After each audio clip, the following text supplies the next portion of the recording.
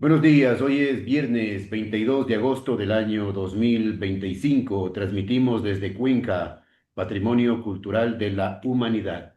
A esta hora saludamos y damos la bienvenida al ingeniero Antonio Borrero, ex gerente de Ele Austro, con una experiencia abundante en su área, en su especialidad.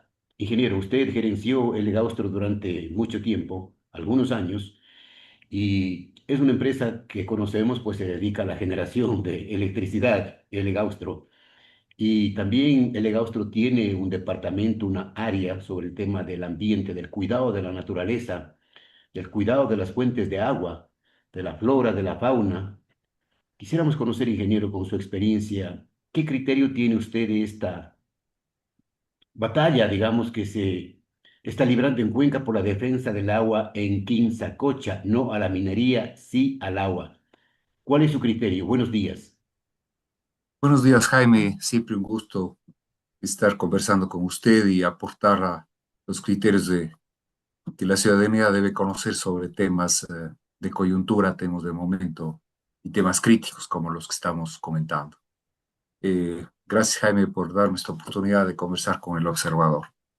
Eh, Como un poco de antecedente, la experiencia de haber estado al frente de Legaustro por 17 años, en donde se hizo un trabajo, obviamente, en el campo de la generación eléctrica diversificada con energías renovables y el interés permanente de toda la vida en lo personal y la formación académica universitaria eh, de profesor de durante 40, más de 40 años en la Universidad de Cuenca, en diferentes campos, campos relacionados con la ingeniería, campos relacionados con la conservación y el medio ambiente.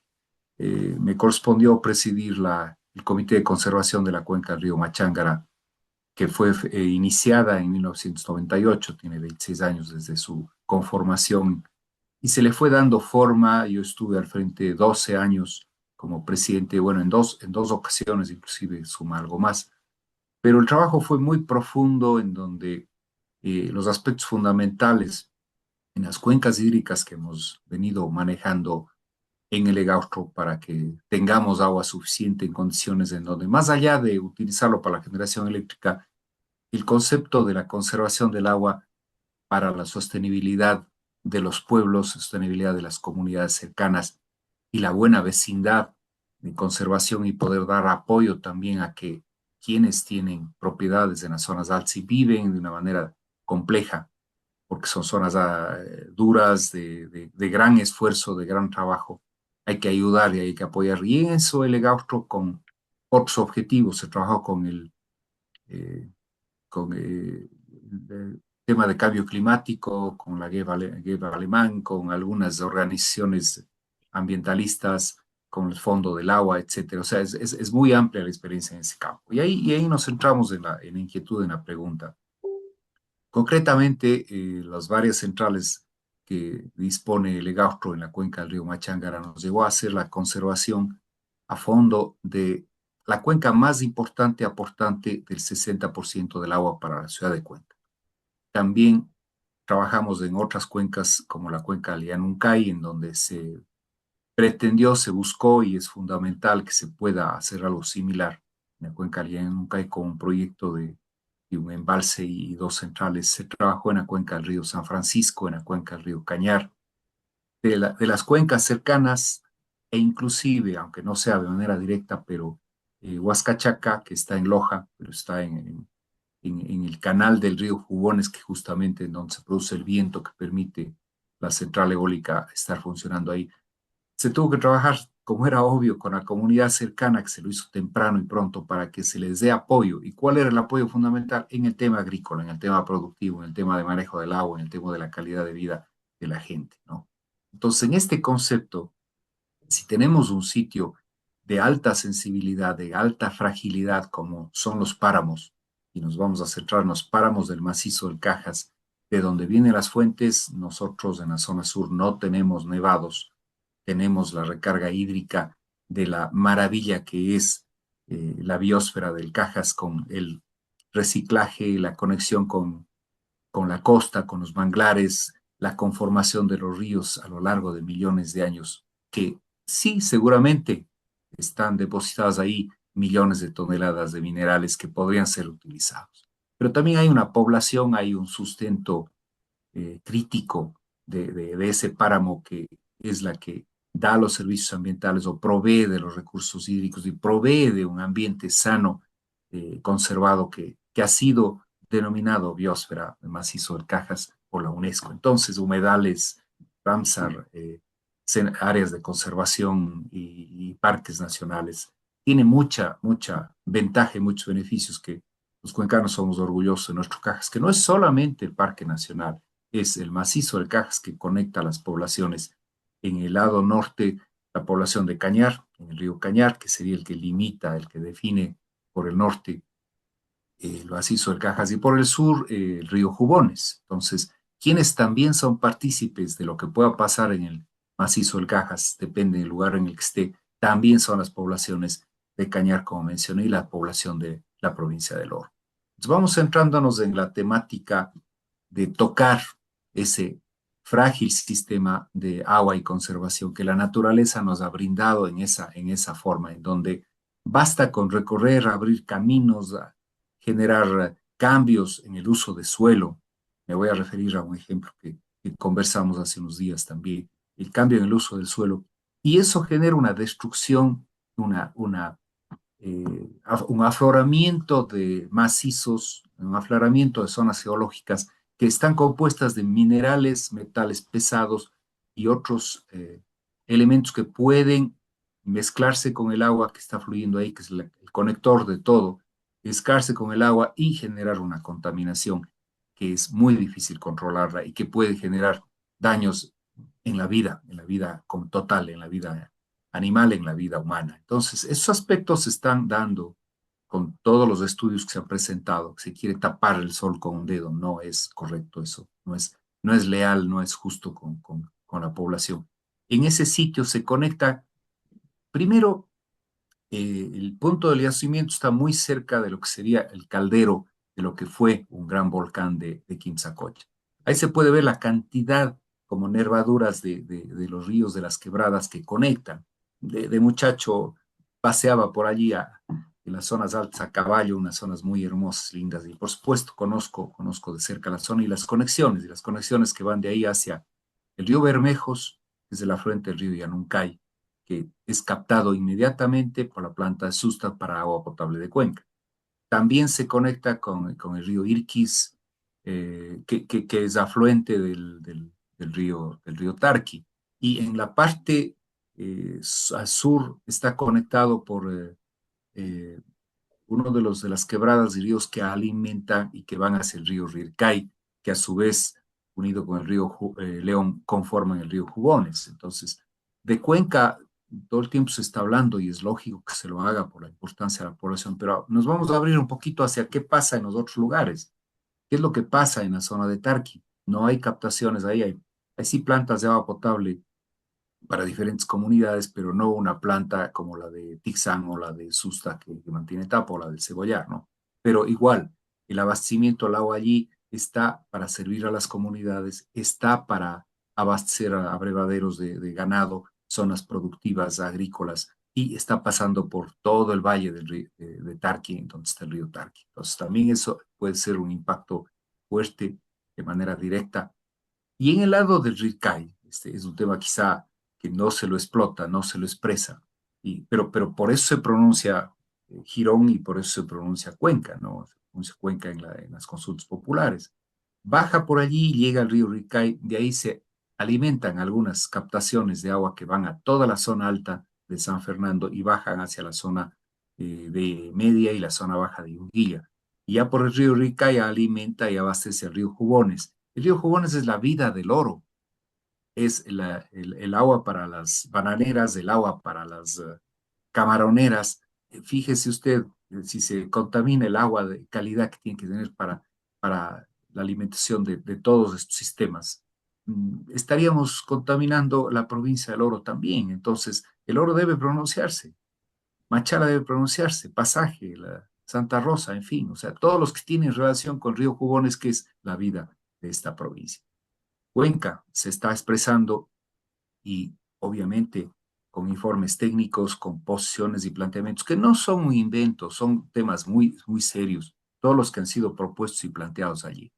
Entonces, no entendemos que ese beneficio de aparentemente 200, 300 millones va a compensar la muerte de la vida, el deterioro de las condiciones de a futuro. Nosotros vamos a aceptar que se contamine una zona que no va a ser viable, no va a ser vivible para nuestros nietos, para el futuras generaciones. Absurdo, no puede permitirse. No lo vamos a manejar, inclusive la vida se maneja con la vida, ¿no? Así de firme y así de fuerte, porque no puede ser una burla. ¿Cuánto sirve para el gobierno, para el país, para el Estado ecuatoriano 200 a 300 millones? Otro tema que tampoco se toca y que de alguna manera por la relación de circulación estamos siempre involucrados con las vías que llevan hacia la zona de Girón, hacia la zona de San Fernando o de ahí hacia la zona de Machala. Bueno, ¿cómo va a sacar, cuál va a ser el traslado de sus materiales? Las volquetas de volúmenes grandes, 20 metros cúbicos o más, que van a circular desde la parte alta de San Gerardo para bajar por esa vía complicada que ya como caminos vecinales sirve a la comunidad, a la sociedad, pero que está muy maltratada y es de alto peligro, además de pendientes y curvas complicadas.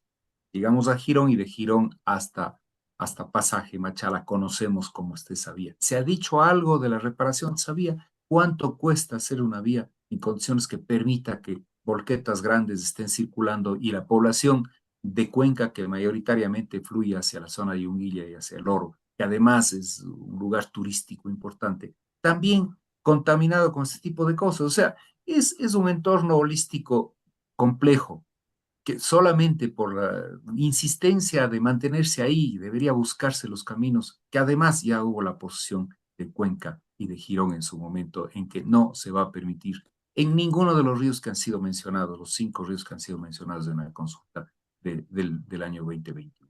Eso, Jaime, realmente nos pone en posición de, frente a esta situación, una posición dura, una posición de oposición, pero no ciega. Tiene que ser objetiva, tiene que ser técnica. Todos los niveles técnicos se han ido tocando. Etapa hace un despliegue muy importante en sus informes y burlarse de una empresa tan seria Ingeniero, no creo que es digno de nuestra realidad. ingeniero, la señora ministra vino a Cuenca, hizo dos cosas, ¿no? La una es amenazar a Etapa con quitarle, retirarle el tema de la administración del Cajas y lógicamente la otra fue decir que Etapa miente. ¿Se puede mentir en un informe técnico? Le pregunto. A ver, no, a eso iba. El informe es objetivo. El informe además recoge muchos aspectos generales que ya han sido tocados y tratados por gentes de respeto como nuestro bien recordado profesor y amigo, el ingeniero Galo Ordóñez, ¿no? Que ya da las alertas tempranas, más profundos, estudios más profundos de geofísica, geohidrología, están planteados en otros estudios internacionales de firmas canadienses, de instituciones europeas inclusive, que amplían el ámbito del análisis. Entonces, con un estudio que el comentario no lo conocemos, graciosamente se pide que debe darse conocimiento del plan de manejo ambiental, pero de lo que se escucha y se lee en información que brindan técnicos de etapa es que el plan de manejo ambiental que fue planteado no recoge los elementos fundamentales y básicos, ni además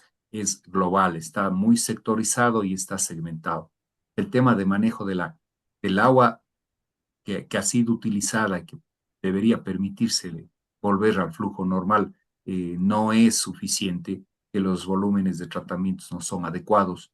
Graciosamente, la empresa minera nos publica que para el tratamiento del agua no se usa ni arsénico ni plomo. Parece de chiste. Si estamos hablando de Sí. que el agua contaminada con arsénico, plomo, cadmio, eh, eh, etcétera, y otros metales pesados, debe ser tratada, manejada y separada para que pueda volver al flujo normal sin contaminar. No estamos hablando del agua tratada, el agua tratada para consumo humano que va a estar o estará en su momento de continuar este asunto, o el agua que retorna.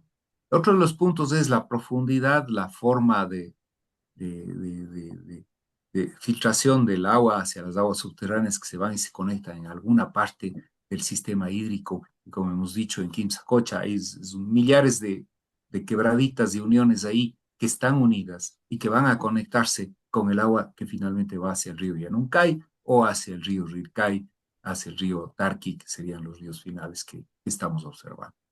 Ingeniero, ¿los cuencanos tenemos o no tenemos derecho de defender el agua, de defender Quimsacocha, de defender en nuestro presente y nuestro futuro para que el día de mañana no estemos pagando las consecuencias y que nuestros hijos no nos reclamen el día de mañana? ¿Por qué no defendimos a tiempo?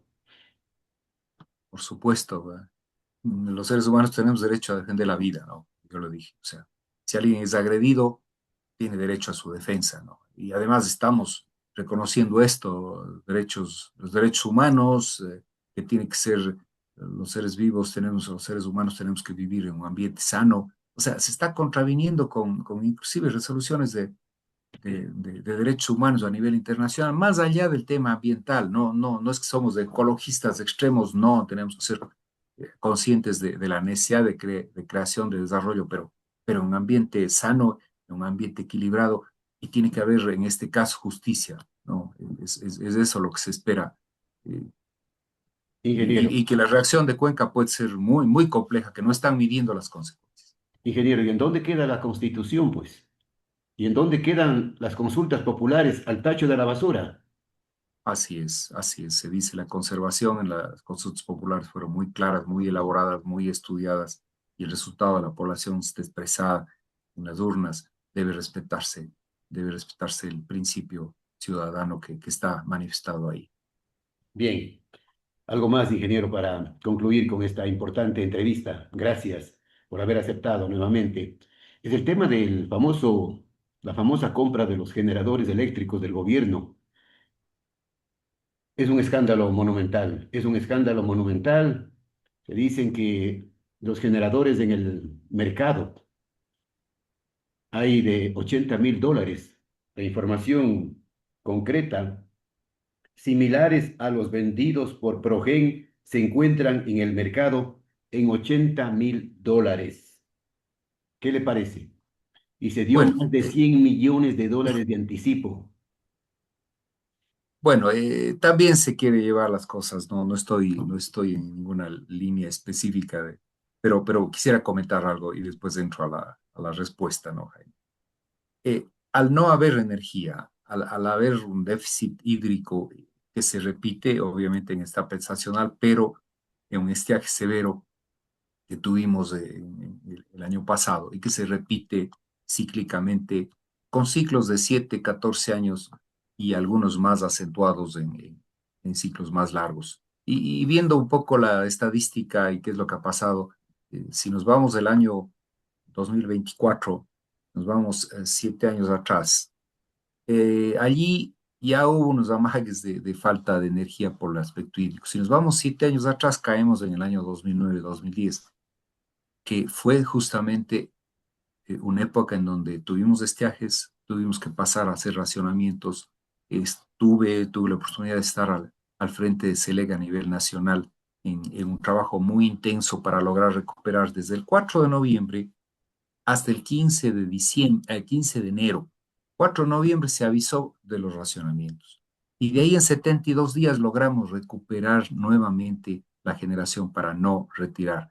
¿Cuáles eran las condiciones en ese momento? Sin tanta infraestructura como se pudo hacer después ventajosamente, sin un masar con embalse regulador, el Paute Molino con el embalse de Amalusa, eh, con la sedimentación ya no tenía la capacidad de regulación y no había embalses grandes. Los de la costa, los de la Peripa, son más bien para manejar riego y la cantidad de generación que se tiene allí no era suficiente. Con equipos que ya eran viejos hace 14 años, hace 15 años, y equipos que ahora tienen más de 40 años y que ya normalmente un generador térmico tiene su vida útil entre 30 40 años, depende de la tecnología. Puede irse recuperando partes y volverse a hacer, que es lo que hemos venido haciendo. Es como tenemos un carrito viejo y le seguimos reparando en partes, ¿no? Entonces, en forma general, así.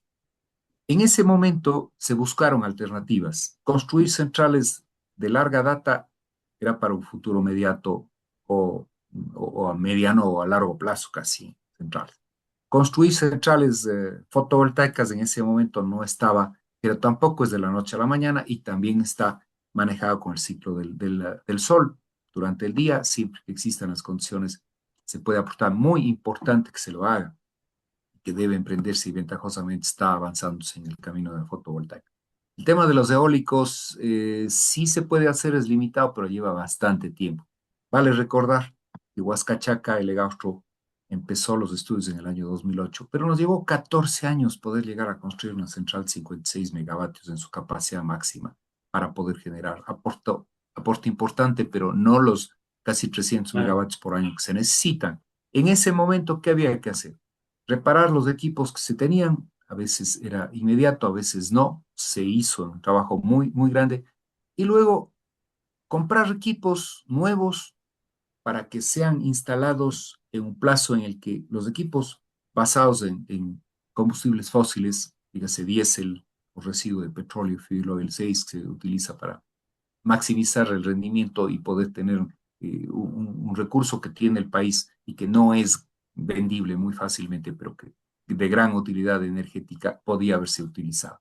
Entonces se visualizó eso, pero la entrega de sus equipos venían en 16 meses, en más de un año. O sea, el ciclo del estiaje siguiente iba a repetirse. También se puso en la mira y también se compraron equipos para distintas centrales en diferentes sitios. ¿Qué era lo inmediato? El tema de las barcazas no funcionó en esa época porque la calidad, la dificultad de conexión desde el mar hacia tierra y conectar de ahí hacia, no fue un tema muy fácil, algo se hizo, pero fue secundario. Lo otro fue la contratación por arriendo de equipos usados, sí, equipos usados que podían traer de alguna parte del mundo y conectarse para dar energía térmica basada fundamentalmente en diésel, en equipos de combustión interna, eh, puestos acoderados en algún sitio cercano a una subestación para poder entregar. Entonces hicieron varias centrales en Santa Elena, Quevedo, Pascuales, eh, Esmeraldas, en fin, ¿no? Este grupo de generación fue rentada de equipos que traía el propietario, se instalaba, nos daba equipos, pero fue rigurosamente analizado y se logró levantar el déficit y se mantuvieron esos equipos hasta poder empezar a tener ya los equipos instalados de manera permanente y se va Ah, entrando las centrales que la primera central desde el año 2009, que fue en su momento en esa, recién fue Ocaña, que inauguramos nosotros en el año 2012, para que veamos el tiempo de 3 años. Entonces, ¿qué es lo que pasa ahora? Nos llama, se ve con extrañeza, que vienen equipos que supuestamente son comprados y vienen equipos usados, no se los despeja ni siquiera llenos de plástico para que no se vea pero no es así, o sea, el que compra tiene todo el derecho de que le muestren los documentos de origen, que imagínese. le Y se muestren los fueron, documentos de exportación. ingeniero. Y ojo que se fueron a verificar. Ojo, viajaron. Yo creo que la visita de alto nivel que es para buscar una posible negociación, lo hizo un ministro, lo hizo técnicos de alto nivel, no es esa la versión final, en definitiva, es el punto de contacto, tampoco estigmaticemos eso. Se fueron a ver si había una posibilidad, les dijeron que hay, hasta ahí. ¿Qué es lo que viene después? Con técnicos de nivel, con empresas que estén en el país de origen, que sean de ese país o no, como las verificadoras para exportaciones, se hace la revisión. Por ejemplo, nosotros no nos fuimos a China, ni de paseo ni de nada, a ver los equipos aerogeneradores. Contratamos 3 empresas europeas para que tengan Verifiquen. ellos representación allá en el sitio de origen y es los que veían la fabricación y daban el visto bueno para que se siga el proceso. Y después la exportación y nosotros recibimos aquí los documentos. Algún día quizá pueda irme a la China de visita, eso es otra historia.